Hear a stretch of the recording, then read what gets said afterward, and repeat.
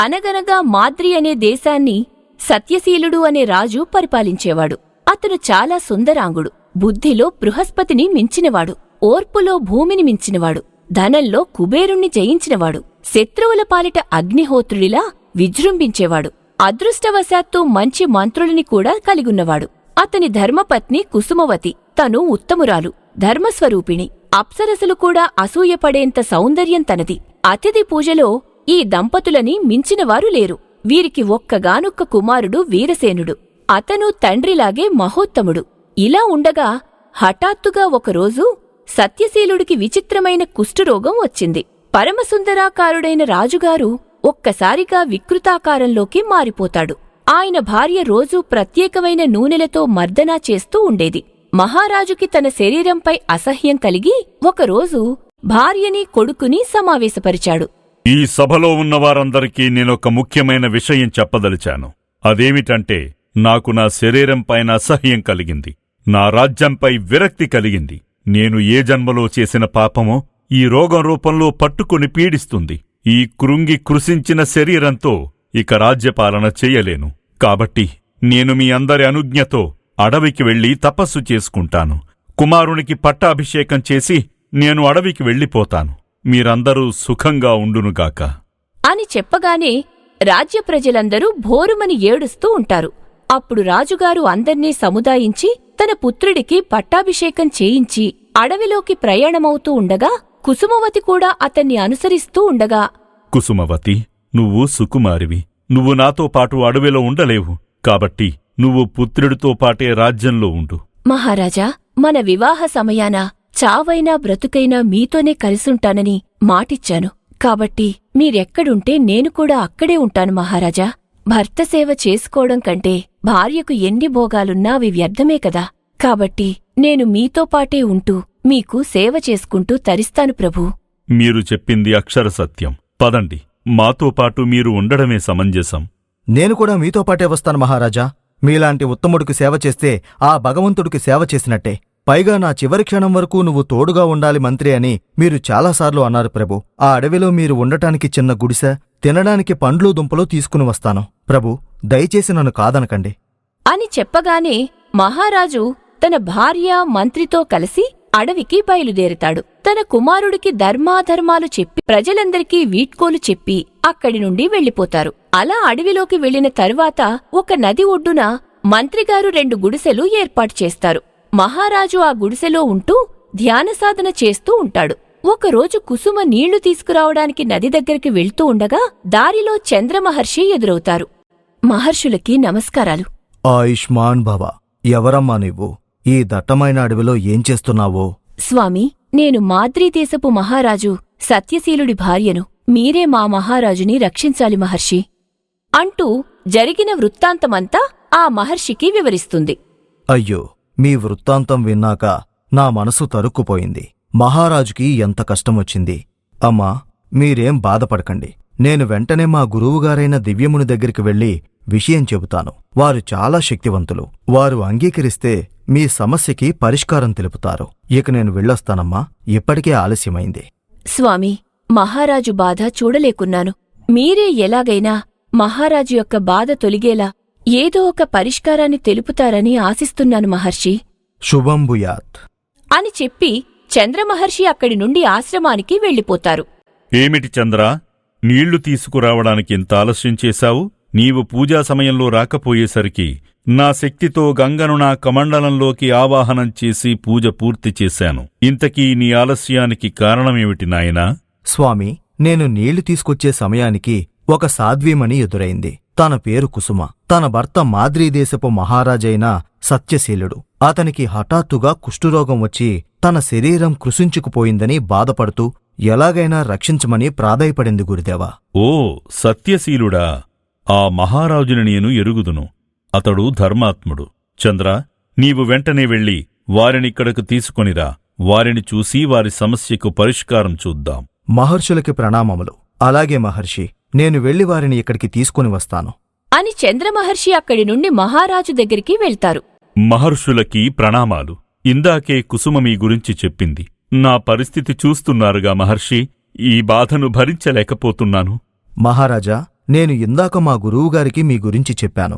వారు వెంటనే మిమ్మల్ని తీసుకురమ్మని చెప్పారు. అందుకే వచ్చాను. సంతోషం మహర్షి, మేము వెంటనే బయలుదేరుతాము అని అందరూ కలిసి దివ్యముని దగ్గరకు బయలుదేరుతారు. మహర్షి, మీరే ఎలాగైనా ఈ నా బాధను తొలగించి నన్ను మామూలుగా మారుస్తారని కొండంత ఆశతో మీ దగ్గరకొచ్చాను. మీరే నన్ను రక్షించాలి గురుదేవా. మహారాజా, ముందు మీరు ఈ ఆసనంపై కూర్చోండి. నేను నా దివ్యదృష్టితో చూసి అసలు కారణం తెలుసుకుంటాను అంటూ ధ్యానంలో కూర్చుని తన దివ్య దృష్టితో విషయాన్ని తెలుసుకుంటాడు.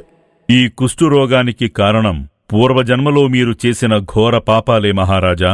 మీ పూర్వజన్మ విషయాలు ఇప్పుడు చెబుతున్నాను, సావధానంగా వినండి. పూర్వజన్మలో మీ తండ్రిగారు అంటే ధర్మరాజు ఒక గొప్ప వర్తకుడు. వారు ఎన్నో దానధర్మాలు చేస్తూ ప్రజలలో మంచి పేరును సంపాదించినవారు. వారికి ఒక్కగానొక్క కుమారుడు శేఖరుడు. అతని భార్య వసుంధర. తను చాలా అందమైన యువతి. శేఖరుడు తండ్రిలాగే దానధర్మాలు చేస్తూ తండ్రికి తగ్గ కొడుకుగా ప్రసిద్ధికెక్కాడు. ఇలా ఉండగా ఒకానొక రోజు తన తల్లిదండ్రులు తీర్థయాత్రలు చేస్తుండగా ప్రమాదవశాత్తు మరణించారు. వారి తరువాత ఆస్తి మొత్తం శేఖరుడికి రావడంతో అతని బుద్ధి మారి మందు అలవాటు, వేశ్యాలోలత్వం, జూదానికి బానిసై ధనాన్ని వృధాగా ఖర్చు చేస్తూ ఉండేవాడు. అలా తనకున్న ఒక్క ఇల్లు కూడా అమ్మేసి చెట్టు క్రింద నివసిస్తూ ఉండేవాడు. ఒకరోజు తన భార్య అతని దగ్గరకు వచ్చి, ఏమండి, మీరిలా మన ఆస్తినంతా వృధాగా ఖర్చు చేశారు. అయినా పర్వాలేదు, నేను మా తండ్రిగారి దగ్గర కాస్త ధనం అడిగి తీసుకుంటాను. మీరు ఈ వ్యసనాలు మాని మళ్లీ వర్తకం చేసి మీ తండ్రిలా మంచి పేరుని సంపాదించండి.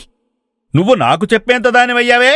నువ్వు ఎప్పుడైతే ఇంట్లో అడుగుపెట్టావో అప్పట్నుండి అన్ని అనర్థాలే జరుగుతూ వస్తున్నాయి. మా తల్లిదండ్రులు పోయారు, నేను వ్యసనాల పాలయ్యాను. నీలాంటి నష్టజాతకురాలు ఒక్క క్షణం కూడా నా కళ్ళ ముందుండకూడదు అని తన భార్యను మెడపట్టుకుని బయటికి గెంటేస్తాడు. లేదండి, నేనెక్కడికి వెళ్ళను. ఎన్ని కష్టాలొచ్చినా భార్య భర్తతోనే ఉండాలని శాస్త్రాలు చెబుతున్నాయి. చావైనా బ్రతుకైనా మీతోనే ఉంటానండి. నీకెంత చెప్పినా అర్థం కాదు. అయితే చావు అని పక్కనే ఉన్న రోకలితో వసుంధర తలమీద ఒక్క దెబ్బ కొట్టగానే కుప్పకూలిపోయి అక్కడికక్కడే మరణిస్తుంది. అమ్మయ్యా, ఇక నాకు ఏ బంధం లేదు. ఇక నేను స్వేచ్ఛగా తిరగచ్చు అని అక్కడి నుండి వెళ్ళిపోతాడు. దారిలో అతని మిత్రులు కలిసి, చూడు, ఆస్తంతా తరిగిపోయింది. పెళ్ళం మరణించింది. ఇక నీకు ఏ ఆధారం లేదు కాబట్టి మేము నీకొక అవకాశం ఇస్తున్నాము. నువ్వు మా సంఘంలో చేరుతావా? ఏ సంఘం మీది? మాది చోర సంఘం. అందులో భాగంగా దొంగతనాలు, హత్యలు, మానవభంగాలు చేయడం మా వృత్తి. మా సంఘంలో చేరితే నీకు అన్ని విధాలుగా అనుకూలంగా ఉంటుంది. నీలాంటి వారు మా వద్ద చాలామంది ఉన్నారు. ఇప్పుడు వారు చాలా సంతోషంగా ఉన్నారు. నాకా ఇప్పుడెవరూ లేరు. నన్నెవరూ అడిగేవారు కాని అడ్డుకునేవారు కాని లేరు. కాబట్టి ఈ చోర సంఘంలో చేరడమే మంచిది. నేను మీ సంఘంలో చేరతాను అని వారికి చెప్పి దొంగల ముఠాలో చేరుతాడు. అతి కొద్ది కాలంలోనే ఎన్నో దొంగతనాలు, మానభంగాలు, హత్యలు చేసి వారందరిలో కల్లా గొప్పవాడిగా ప్రసిద్ధికెక్కుతాడు. పెద్ద ఇల్లు కట్టుకుని తను దొంగిలించిన డబ్బు, బంగారం అందులో దాస్తాడు. ప్రజలు వాడి పేరు చెబితేనే భయపడేవారు. ఇలా ఉండగా ఒకరోజు ఒక బ్రాహ్మణుడు రాజుగారి దగ్గర నుండి కానుకలు తీసుకుని ఇంటికి వెళ్తుండగా దారిలో శేఖరుడు ఎదురుపడి, ఓయ్ బ్రాహ్మణా, నీ దగ్గరున్న ధనమంతా నాకిచ్చాయి, లేకపోతే నేను చంపేస్తాను. వద్దు, నన్నేం చెయ్యొద్దు. ఇదిగో నా దగ్గరున్న డబ్బు, బంగారం అంతా నీకు ఇచ్చేస్తాను. నన్నేం చెయ్యొద్దు. నన్ను వదిలేయ్. పైగా బ్రాహ్మణుని చంపడం మహాపాపం కాబట్టి నన్ను వదిలేయ్. అబ్బా, ఇప్పుడు నిన్ను వదిలేస్తే నేరుగా వెళ్లి నా గురించి రాజుగారికి ఫిర్యాదు చేస్తావు. వారు నన్ను పట్టుకుని ఉరి తీస్తారు. అందువల్ల సాక్షిని ఎవరైనా వదిలేస్తారా? కాబట్టి నీ ధనము నాదే, నీ ప్రాణము కూడా నాదే అని చెప్పి ఆ బ్రాహ్మణుడి కంఠాన్ని కోసేసి అక్కడి నుండి వెళ్ళిపోతాడు. ఆ బ్రాహ్మణుడు గిలిగిలా కొట్టుకుంటూ మరణిస్తాడు. ఏంటిది? నేనిప్పటివరకు ఎంతో మందిని చంపినా నాకిలా జరగలేదు. కాని ఈ బ్రాహ్మణుని చంపగానే నా రూపమే మారిపోయింది.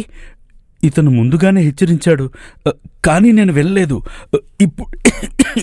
ఇప్పుడు అనుభవిస్తున్నాను అని అనుకుంటూ శేఖరుడు నదీ తీరంలో ఒక చెట్టు కింద కూర్చుని దగ్గుతూ నీరసంగా ఉండగా అక్కడి ప్రజలు వీడిని చూసి, చిచ్చి, ముదనష్టపోడు, ఎంతమంది ఉసురు తీశాడో, ఆ పాపం ఊరికే పోతుందా? ఇలా మాయదారి రోగాలు వచ్చి నికృష్టమైన చావు చస్తాడు అంటూ వాడిమీద ఉమ్ము వేసి వెళ్తూ ఉంటారు. వారి మాటలకు అసహ్యం కలుగుతుంది. అప్పుడు ఒక ముగ్గురు సాధువులు నదివైపు వెళ్తూ ఉండగా వారిని చూసి వెంటనే వారిని సమీపించి, స్వామీ, నేనెన్నో పాపాలు చేశాను, బ్రహ్మహత్య కూడా చేశాను. దాని కారణంగా నాకీ వ్యాధి సోకింది. నా దగ్గర బంగారం ధనం చాలా ఉంది. దాన్ని మీరు తీసుకుని ఈ నా పాపాన్ని తొలగించండి. ఓరి పాపాత్ముడా, నీలాంటి వాడితో మాట్లాడితేనే పాపం, అలాంటిది తప్పుదవలో సంపాదించింది దానంగా తీసుకోమంటున్నావా? నీతో మాట్లాడ్డమే మహాపాపం అనుకుంటే ఇక దానం తీసుకోమంటావా? పో ఇక్కడ్నుండి. ఇప్పుడీ పాపానికి మేము కూడా ప్రాయశ్చిత్తం చేసుకోవాలి. వెళ్ళిక్కడ్నుంచి అని వెళ్లగొట్టి నదివైపు నడుస్తూ ఉండగా అందులో ఒక సాధువు ఇతని దగ్గరకొచ్చి, నాయనా, అన్ని పాపాలకీ పరిష్కారం ఒక్కటే, భగవత్సేవ. ఈ ఊళ్ళో ఒక ఆలయం శిథిలావస్థలో ఉంది. దాన్ని నువ్వు ఉద్ధరిస్తే నీ పాపం కొంత తగ్గుతుంది. స్వామీ, మీరు నాకు మార్గోపదేశం చేసి నాకొక దారి చూపించారు. మీ మేలు జన్మలో మర్చిపోను. ఇప్పుడే వెళ్ళి ఆ ఆలయాన్ని పునరుద్ధరణ చేస్తాను అని అక్కడి నుండి వెళ్లి తన దగ్గరున్న ధనంతో ఆ ఆలయాన్ని పునరుద్ధరణ చేసి మరణిస్తాడు. ఆ పుణ్యం వల్ల నీవు ఈరోజు మాద్రిదేశానికి మహారాజువయ్యావు. ఆ జన్మలో చేసిన పాపమే ఈ కుష్ఠువ్యాధి రూపంలో నీకు చుట్టుకుంది. నువ్వు శ్రద్ధగా నీ యొక్క పూర్వజన్మ వృత్తాంతాన్ని మా ద్వారా తెలుసుకున్నందుకు నీ యొక్క పాపం తొలగిపోయింది అని ఆ మహారాజుపై కాస్త మంత్రజలాన్ని చల్లగానే అతని కుష్ఠరోగం తొలగిపోయి సుందరాంగుడిలా మారిపోతాడు. దివ్యమహాముని, మీరు లేకుంటే నాకీ వ్యాధి ఎన్ని జన్మలకైనా తొలగి ఉండేది కాదు. మీ కరుణ వలన అనారోగ్యం తొలగిపోయింది. మీకు నేను జన్మతః రుణపడి ఉంటాను. నన్ను మీ శిష్యునిగా స్వీకరించి నాకు సన్మార్గాన్ని చూపించవలసిందిగా మా యొక్క విన్నపం. మహారాజా, మీరు క్షత్రియులు, మీ ధర్మం రాజ్యపాలన కావున మీరు మీ రాజ్యానికి వెళ్లి ధర్మబద్ధంగా మీ ప్రజలను పాలిస్తూ సత్కర్మలు చేస్తూ శిథిలమైన ఆలయాలను పునర్నిర్మాణం చేసి వాటిని ఉద్ధరించండి. మీ ఆజ్ఞ ప్రకారమే నేను నడుచుకుంటాను. మీకు ఎప్పుడు ఏ సహాయం కావాలన్నా మీ శిష్యుడు సత్యశీలుడు ఉన్నది మాత్రం మర్చిపోవద్దు మునివర్యా. ఇక మీ ఆజ్ఞతో నాకు సెలవిప్పించండి. శుభమస్తు. రాజు అతని భార్య మంత్రితో కలిసి ఆనందంగా తన రాజ్యానికి వెళ్లి ధర్మబద్ధంగా ప్రజలను పాలిస్తూ సుఖసంతోషాలతో జీవిస్తాడు.